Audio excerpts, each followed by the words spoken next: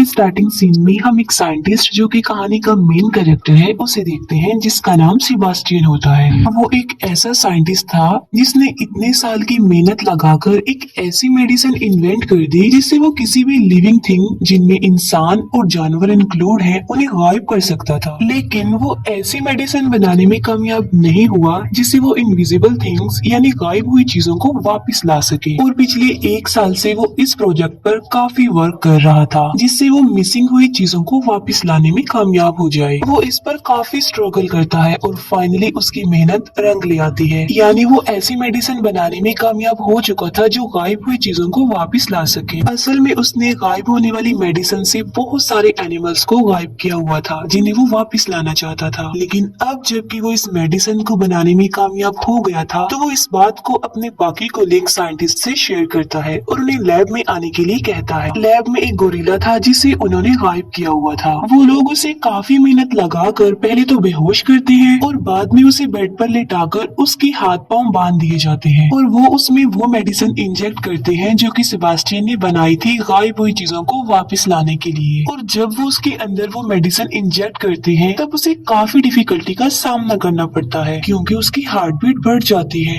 और उस गोरिल्ला की हालत देखकर ऐसा लग रहा था कि अब वो नहीं बच पाएगा। लेकिन वो उसको बचाने की काफी कोशिश करते हैं, उसके हार्ट को शॉक देते हैं जिससे इस गोरिल्ला की हार्ट बीट नॉर्मल होने लगती है और आहिस्ता आहिस्ता उसकी सारी बॉडी स्टेबल हो रही थी और गोरिल्ला पूरी तरह अपनी बॉडी में वापस आ जाता है। अब क्योंकि वो ऐसा करने में कामयाब हो जाते हैं तो वो सब काफी खुश हो जाते हैं क्योंकि उनके इन्वेंट, उनके एक्सपेरिमेंट्स कामयाब जो हो गए थे। फिर यहाँ पर हमें ये पता चलता है कि सारे एक्सपेरिमेंट्स मिलिट्री के लिए हो रहे थे और उन लोगों की मिलिट्री के साथ एक मीटिंग होती है जिसमें सेबास्टियन ये झूठ बोल देता है कि अभी तक उसने कोई सक्सेस हासिल नहीं की है और वो कामयाब होने के लिए और मजीद टाइम मांगता है। तब मिलिट्री उसे कहती है कि तुम तो पहले ही बहुत टाइम ले चुके हो और अगर तुमने जल्दी से कोई रिजल्ट नहीं दिया तो हम तुम्हारी रिप्लेसमेंट में किसी और को ले आएंगे। और जब वो लोग बाहर आते हैं तब सेबास्टियन के साथी, जिसमें लड़की का नाम लिंडा और लड़के का नाम मैथ्यू होता है, वो उससे पूछते हैं कि तुमने मीटिंग में झूठ क्यों बोला कि तुमने सक्सेस हासिल नहीं की जबकि तुम तो सक्सेस हासिल कर चुके हो। वो कहता है इसलिए क्योंकि मैं इस मेडिसिन को किसी इंसान पर चेक करना चाहता हूँ, टेस्ट करना चाहता हूँ। और वो इंसान कोई और नहीं बल्कि वो खुद था,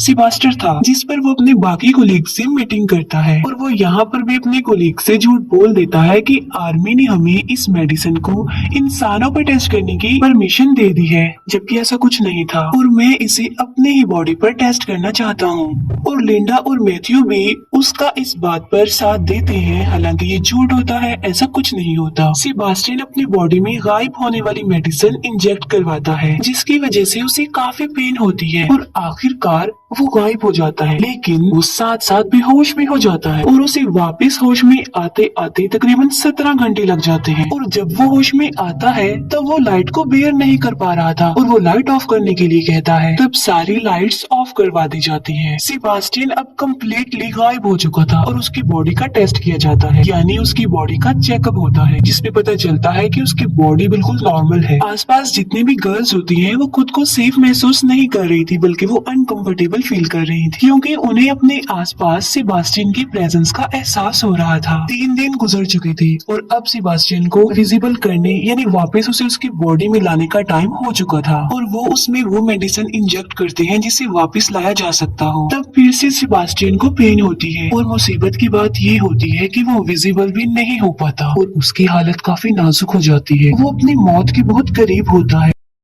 अब क्योंकि उनके पास और कोई रास्ता नहीं होता तो वो सेबास्टियन को एक मास्क पहना देते हैं ताकि वो सब उसे देख सके और इस बात को लेकर सेबास्टियन काफी गुस्सा हो जाता है और उसकी मैथ्यू से बहस हो जाती है। वो उस पर शाउट करता है कि 10 दिन में जितनी तुमने मुझे पेन दी है, जितना लाइट में जलाया है, उसकी पेन सिर्फ मैं ही महसूस कर सकता हूँ। अब क्योंकि सेबास्टियन विजिबल नहीं हो पा रहा था तब उसकी मेंटल स्टेट भी खराब हो रही थी। इतने दिन से वो इनविजिबल था और काफी परेशान था जिसकी वजह से वो यहाँ से जाना चाहता था। और एक दिन तंग आकर सेबास्टियन लैब से बाहर चला जाता है और सीधा अपने घर आ जाता है। घर आकर वो अपने नेबरहुड की एक लड़की को देखता है जिस पर वो पिछले कुछ अरसा से नजर रख रहा था। सेबास्टियन अपना मास्क उतार देता है और उस लड़की के घर की डोरबेल बजाता है और जब वो दरवाजा खोलकर देखती है तब वहाँ पर कोई भी नहीं होता क्योंकि सेबास्टियन इनविजिबल जो था और वो उसके घर में घुस जाता है। लिंडा सेबास्टियन के घर आती है और वो देखती है कि वहाँ पर उसका मास्क पड़ा हुआ है जिसे देखकर वो डर जाती है। लिंडा वापस लैब में आती है और अपने बाकी कोलीग से वो मीटिंग करती है कि सेबास्टियन हमारे लिए किसी खतरे से खाली नहीं है क्योंकि वो मास्क के बगैर घूम रहा था और इनविजिबल भी था। और तभी वहाँ पर सेबास्टियन आ जाता है। लिंडा उसे वार्न करते हुए कहती है कि अगर तुमने आज के बाद ऐसा किया तो वो मिलिट्री को तुम्हारी शिकायत कर देगी। तब सेबास्टियन लिंडा की इस बात पर एग्री हो जाता है, लेकिन अभी भी सबके दिल में डर था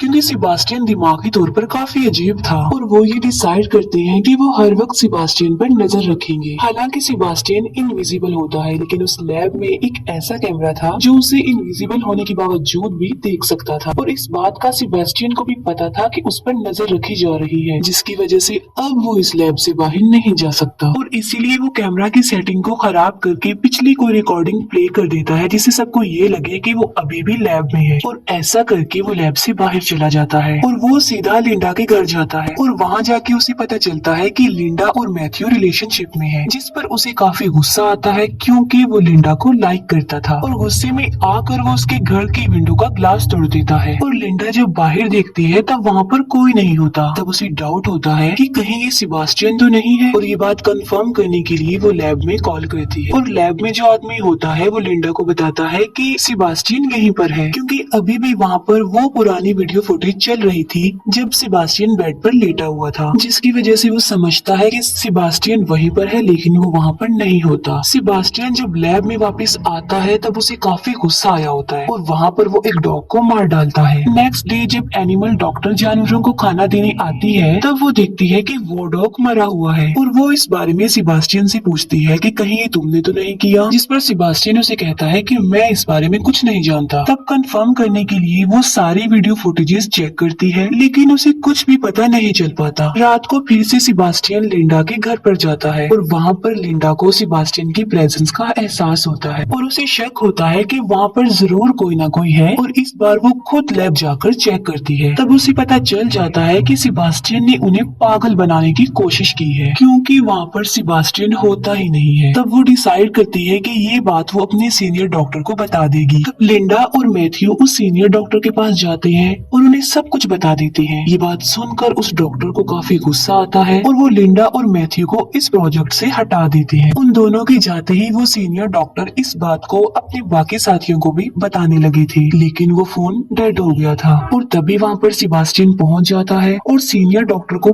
पानी में डुबोकर मार डालता है। नेक्स्ट मॉर्निंग सेबास्टियन वापस लैब में आ जाता है। लिंडा और मैथ्यू उस सीनियर डॉक्टर की कॉल का वेट कर रही थी क्योंकि आज उनकी मीटिंग थी। अब क्योंकि वो सीनियर डॉक्टर मर चुका था तो उसकी कोई भी कॉल नहीं आती। तब चेक करने के लिए लिंडा उस डॉक्टर के घर पर कॉल करती है। तब उसे पता चलता है कि डॉक्टर की पानी में डूबने की वजह से डेथ हो गई है। तब लिंडा डिसाइड करती है कि वो इस प्रोजेक्ट के बारे में सबको बता देगी क्योंकि सेबास्टियन की रियलिटी यानी कि वो इनविजिबल है ये सिर्फ वही लोग जानते थे जो लैब में थे, बाकी और किसी को भी इस बारे में कुछ नहीं पता था।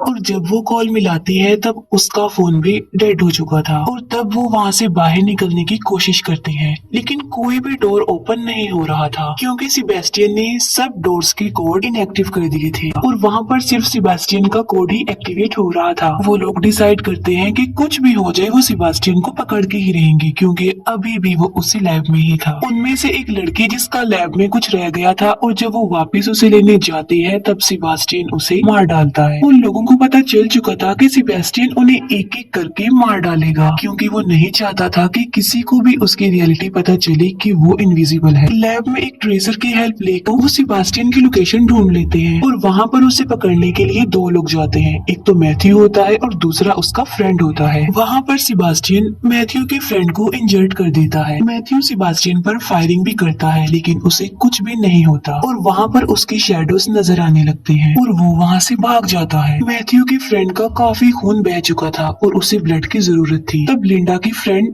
ब्लड लेने जाती है और वहाँ पर सेबेस्टियन भी पहुँच जाता है और वो उस लड़की को मार डालता है और इतने ही देर में मैथ्यू का फ्रेंड भी मर जाता है। अब सिर्फ 3 लोग ही जिंदा बचे थे, जिनमें थी लिंडा, मैथ्यू और उनका वहाँ पर एक और फ्रेंड। अब वो लिंडा की फ्रेंड को ढूंढते हैं जो कि ब्लड लेने गई थी और उसकी डेड बॉडी उन लोगों को एक फ्रीजर रूम में मिलती है। लिंडा और मैथ्यू के अलावा जो सर्वाइवर था सेबेस्टियन उसे भी मार डालता है और वो उसे लोहे के रॉड से मारता है। और जब मैथ्यू अपने फ्रेंड को बचाने की कोशिश करता है तब सेबेस्टियन उसे भी इंजर्ड कर देता है। वो लिंडा और मैथ्यू को उस फ्रीजर रूम में बंद करके फ्रीजर ऑन कर देता है और उन लोगों को वहीं पर छोड़ देता है और वहाँ से चला जाता है। वो उन दोनों को कोल्डनेस की वजह से मारना चाहता था और फ्रीजर का टेम्परेचर आहिस्ता आहिस्ता डाउन होता जा रहा था, लेकिन लिंडा फिर भी हिम्मत करके दरवाजा तोड़ने की कोशिश करती है, लेकिन वो ऐसा नहीं कर पाती। मैथ्यू जो कि काफी इंजर्ड था और इसी वजह से वो बेहोश होता है। फिर हम सेबेस्टियन को देखते हैं जो कि अच्छे से रेडी हो जाता है और एक केमिकल को यूज करके एक बॉम्ब बनाता है और बाद में उसका टाइमर सेट करके वहाँ से चला जाता है। दूसरी तरफ लिंडा भी मैग्नेटिक पावर का यूज करके दरवाजे को खोलने की कोशिश कर रही थी और इस बार वो कामयाब भी हो जाती है और डोर ओपन हो जाता है। डोर ओपन होने के बाद वो मैथ्यू को वहाँ से निकालने लगती है और उसके पास आग जला देती है क्योंकि उसकी बॉडी काफी ज्यादा ठंडी हो गई थी। और अब लिंडा उस जगह पर जाती है जहाँ पर सेबेस्टियन होता है। सेबेस्टियन जो कि लिफ्ट में था और लिफ्ट का दरवाजा बंद होने ही वाला होता है कि तभी वहाँ पर लिंडा आ जाती है। लिंडा के हाथ में एक सिलेंडर होता है जिसे वो जलाकर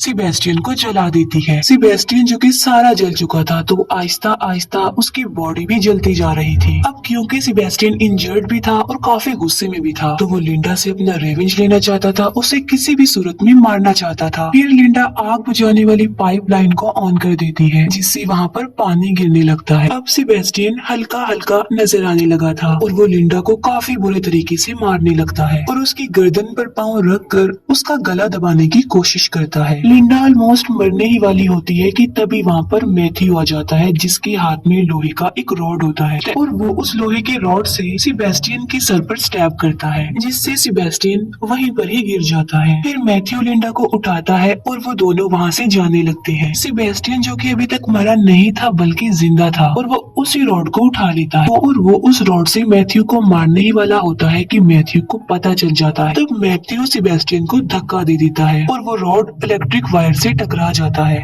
और करंट सेबेस्टियन की पूरी बॉडी में फैल जाता है जिसकी वजह से सेबेस्टियन वहीं पर गिरकर बेहोश हो जाता है। फिर लिंडा और मैथ्यू उस जगह पर जाते हैं जहाँ पर सेबेस्टियन ने वो बॉम्ब सेटअप किया हुआ था।